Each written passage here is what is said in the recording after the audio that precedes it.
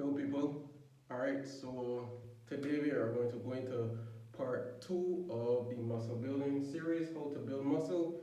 We touched on nutrition a little bit last time. Today we are going to talk about the training aspect of muscle building.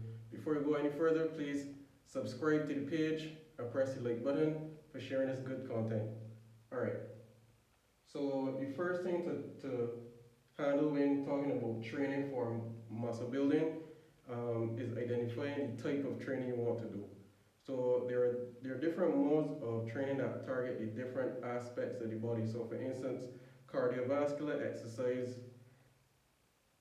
cardio, what most people consider running, jogging, swimming, using the cardio machines in the gym, that increases cardiovascular fitness specifically, which can have some indirect benefits to muscle building, but it should not be your primary go-to form of exercise if your goal is increase muscle mass. You can use it for fat loss purposes or even for just general increasing fitness, but for the purpose of increasing muscular bulk or increasing muscle size is not the best mode of training. And then there's also calisthenics slash bodyweight training. This is good up to a point. There are limitations to calisthenic training. There's only so much you can do with your body weight. You can do different variations to make it more difficult, but over time your body will adapt to it. So the number one mode of training for building muscular size and strength would be resistance training, or more commonly known as weight training. I generally tend to think when looking to build muscle, it is good to focus on both strength and muscle size. And this will kind of determine the parameters that you use for your training program and how you lay out. So for instance, the training parameters for building muscular strength would be higher weight use, higher loads used, so your repetition ranges are going to be lower. So this is where programs like the 5x5 came about, where you do 5 sets of 5 reps for the main movements like the bench press, the squat, and the deadlift, because those are going to recruit the most muscles in the body, stimulate the most muscle fibers, and get the muscles larger faster, right? So working on muscular strength helps to stimulate or encourage what is called myofibrillar hypertrophy. So there are two types of muscle growth. There is myofibrillar, which is the actual increase in muscle size, and then there's sarcoplasmic, which is an increase in the fluid within the muscle. So if you would get more muscle volume or a fuller look from getting sarcoplasmic hypertrophy. That comes more from the muscle hypertrophy training ranges. So those are like typical bodybuilder splits: higher repetitions, higher volume, and even increased frequency. So I'm just going to show you how the different variables interplay with one another and how you should manage them to get the most out of your training split. So for instance, like we talked about, I mentioned the strength phase. You would normally go for heavier weights, longer rest period. So your rest period could be 90 seconds to 3 minutes, and some depending on how strong you are. So if you're lifting, like let's say 400 or 500 pounds, you may need more time to rest in between sets. I've seen guys go up to 5 minutes, but those are for normally reserved for strict strength training programs alone. So you will see rep ranges like 4 to 6 or 5 reps. The most you will see in those typical rep ranges would be 6 reps max. And the aim for that is to get as strong as possible. And there is some carryover effect into the muscle building side of the equation, right? So 4 to 6 sets of 4 to 6 reps is typically the rep range you will go for, and you should always put those exercises used in that range with that amount of weight to the top of your training routine. You want to do those first while you're still fresh, because if you do them late in the workout when you're fatigued, you won't be able to lift as heavy. You might have, more likely to have falters in form which would increase your likelihood of becoming injured. So you want to put that at the top of the routine. If it is you're doing a hybrid, so that goes into setting up your training program. I can get to that a little later. The next thing would be hypertrophy. So we're saying we are increasing, and there are different ways to increase volume or to have a specified volume needed. So let's say if you wanted to do 4 sets, your reps, the ideal rep range for muscle hypertrophy is between 8 to 12 reps. Some people go a little higher as 15, but to me, I find the ideal range is 8 to 12. It allows you to keep the weight heavy enough, but still getting the amount of repetitions needed to stimulate muscle growth. And it calls for more exercises, more sets, and a shorter rest period. So you will normally see it could be between 45 seconds to 90 seconds, a minute and a half. 3 to 4 sets. You may see people choose 2, 3, 4 exercises per body part. And the main thing is getting in more volume. So you can either do more exercises, more sets per workout. That's one way to do it. Or you can do slightly less volume, maybe 3 sets per exercise, and maybe 2 to 3 exercises per body part, and increase the frequency. So end up doing a body part twice within the same week, or a workout twice within the same week. If it's like an upper body, lower body type workout, then you can do that again later in the week. So you are actually getting in twice as much volume within the same week. That's one way of doing it. And then what I like to do, it really depends on what my goal is at a point in time. What I did last year, for instance, was I did a heavy block of muscular strength training. So I did strictly strength work in that 4 to 6 rep range with lower volume. So I'm talking about 2 to 4 sets per exercise. With a longer rest period, I was resting up to about 2 minutes between exercises to allow me to maintain the level of weight that I was using per set. And I did that for about 6 months. And I saw dramatic increases in my weights. So, like for instance, I would have went from, when I started the program, I hadn't deadlifted in a while, so I went from deadlifting like 275 to 405. 275 a good form. So I started off on the lower end and allowed myself to, regain that strength, and then I would have seen sharp increases over time. So when I ended that phase, it was like over 400 pounds.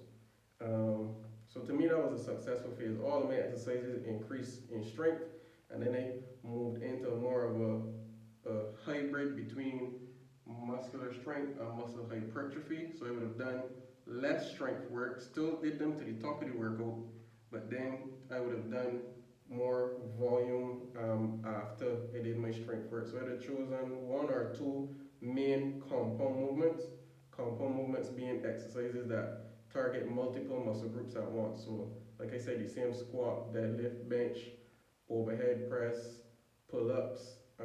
Those are the movements I left to the top of the routine, lifting as heavy as possible. And once that was finished, I did, like more dumbbell work, isolation exercises with more repetitions, like 8 to 12 for more sets.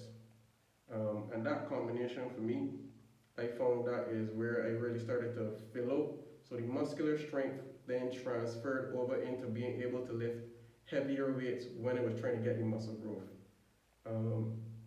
Then it got a point where I needed to do more muscle growth training overall, and I would have decreased the strength work altogether and left my muscle volume work higher. So that's how there are different ways that you can phase. You can either do it together, or you can focus on one specific goal and then move on to the next. But I generally find working on muscular strength and hypertrophy at the same time, those 2 goals tend to go hand in hand. So for instance, 2 goals that would not go well hand in hand would be trying to work on muscular strength and trying to work on fat loss at the same time, because they are on opposite ends of the spectrum. So fat loss requires you to be a little more active and decrease your calories, right? Well, muscular strength would require you to have a higher calorie intake. We talked about nutrition before. Excess calories or a positive energy balance is needed to give you the energy to both, increase muscle size, but also to, supply the fuel that you would need to get the most out of your workout. So pairing of specific training protocols based on the goals that you want is very important. Um, so that's what it is when it comes to muscle strength and hypertrophy. The next thing we're going to talk about is progressive overload. So I'm pretty sure many of you have been to the gym and have seen that one person in the gym who comes to the gym day in, day out, doing the same workouts, lifting the same weights for years on end and does not look any different. And the reason that they do not look any different is because they're not giving their body a reason to adapt. So basically, the body is just like any other organism. It responds to different stresses placed on it. Increased muscle size is a response to a specific stress. So if you are not giving the body the correct variables in order for it to elicit that response, then you're not going to change. So if that person was, even if they were to use the same exercises that they were doing, but incorporated progressive overload, they would actually get results. And all progressive overload is increasing the amount of stress placed on your body slowly over time. Because one thing you don't want to do is have a sharp increase in the amount of stress you place on your body, because then that could result in injuries. So like a stressor could be increased weight.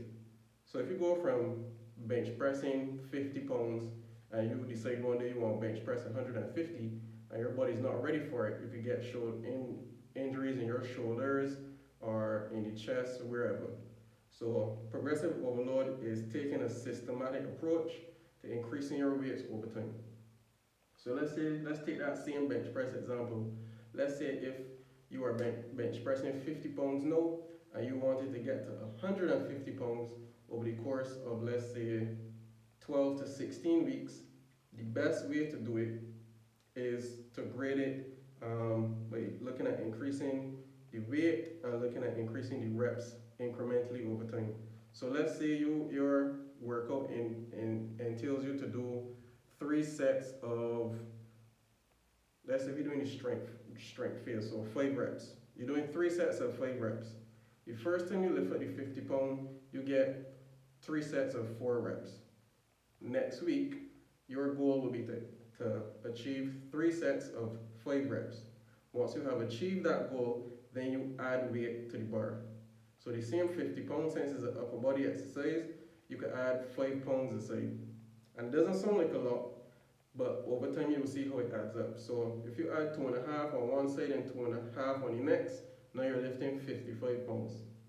And again, you drop back down to 3 sets of 3 reps. 3 sets of 3 reps, and then over time you're adding more weight, trying to work back up to the upper limit, 5 reps, and then you add more weight. So over time it'll be like 5 pounds here, 10 pounds there, and you will be surprised. In 6 to 8 weeks, you can add as much as 15, 20 pounds for one particular movement. So imagine that over the course of years of training. That's why you will see guys in the gym, because there are some people who are genetically stronger, but most of the time when you see somebody in the gym who's lifting heavy weight, they have work to get there. It's progressive, it's systematic. So that's what progressive overload is in terms of weight. You can also add or increase load in terms of volume. So if you've been doing 3 sets for one exercise for a month and your body has stopped responding to it, you can either add another set. So if you're doing 3 sets of 10 reps and you do another set, you've now increased your volume, because 3 sets of 10 is 30 reps. If you add another set, you're now doing 40 reps within that same session. So you've increased the demand on your body, right? And sorry if I'm taking a little long on this, but this is very important when it comes to, progressing your program and getting results, because results in the gym equals physical changes, right? And I think that's the part everybody understands, but going about it is how you go about it is very important. Um, right, then we're talking about volume, frequency, and intensity. A lot of people will say they go in the gym and they train intensely, but are in the gym for 1.5, 2 hours. If you're in the gym for 1.5, 2 hours, you're not training intensely. In training terms, intensity and volume are inversely proportional. You're saying intense because of how the workout feels to you, but that's not how intensity is used in fitness terms. So intensity means high effort which cannot be sustained for a prolonged period of time in fitness terms, not how the workout feels to you or how you're interpreting it. So with higher intensities, volume or frequency should be lower. So if you're training, very short rest periods, very high work volume within a short space of time, then realistically you should not be, or your ability to work out as often will be decreased because you will be taxing the nervous system, which is something people don't pay attention to. It's not just the muscles you're working, but it's your nervous system that also has to adapt. So if you are taxing your nervous system at such a high intensity for too often, eventually your body will reach a point where it's not able to cope. And that's where you will find your body will start to get aches and pains, injuries would occur, you will experience burnout, or you will actually be doing the same program and find that your weights actually start to regress. And that's something I've experienced before. In terms of volume, no. Volume, because the intensity is a little bit more moderate, you're able to sustain it a little longer. So high volume workouts you could find may take an hour 15 minutes. In my opinion, if you have to go past an hour 15 minutes, you are not getting most out of your workout. And that's like if cardio is not included and what's not. They're talking about a specific part of your routine, weight training routine or whatever. If you have to go past an hour and a half, you're not getting most out of the workout. And in terms of frequency now, that all depends on the loads you're using and your recovery ability coupled with your training, coupled with your nutrition, sorry. Higher volume usually can allow for higher frequency because like I said, it's not as intense. The weights aren't too heavy, not too taxing on the joints, not as taxing on the nervous system. That way you're able to recover quick enough to go again and do the same body part within the same week. But if you are doing higher intensities, it will be suggested that you back off the frequency just a little bit. And that is pretty much it for now. So the combination of both that training aspect coupled with the nutrition aspect should arm you with enough knowledge to get a little bit more results out of your training efforts. The next thing we're going to talk about is I'm probably going to group recovery and supplements together because that segment shouldn't be too long. Right, so I hope you enjoyed it. Yeah, this one went on a little longer, but it's a lot of information. I still wasn't able to touch on everything, but I don't want the video to go on too long. So I hope you enjoyed it. If you did, subscribe, like the video, share it with a friend, leave a comment below. Especially if you have any questions, feel free to leave a question in the comment section. And yeah, thanks for watching.